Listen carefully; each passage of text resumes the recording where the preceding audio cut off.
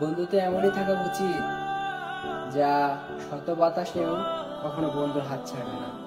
আর যারা অল্পতেই সম্পর্ক নষ্ট করে দেয় তারা তো কখনো বন্ধুই ছিল না।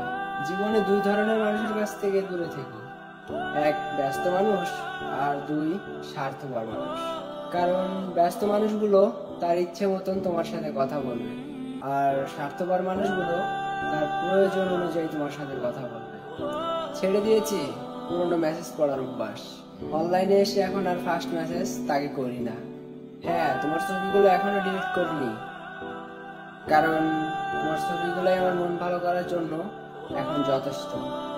রিপ্লাই না পেয়েও বারবার এসএমএস করার অভ্যাসটাও এখন ছেড়ে দিয়েছি। এখন আর অন্য কারোর সাথে কথা বলতে দেখলেও আর মন খারাপ হয় না। আগের মতন কারণে অকারণে আর অভিমানও আসে না।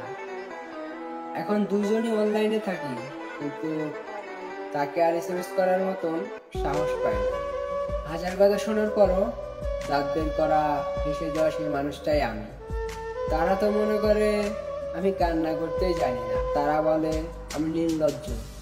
হ্যাঁ, আমি নির্লজ্জ। আমি নিজেকে নির্লজ্জ করে গড়ে তুলে নিয়েছি পরিস্থিতির কারণে। আরে ভাই, আমি মতো একটা মানুষ, আমারও তো একটা সুন্দর মন আছে, আমারও তো ভালোবাসার অধিকার আছে, আর আমার সেই মনেও ব্যথা হয়। ভুলে যেতে চাইলেই ভুলা যায় না পুরনো স্মৃতি।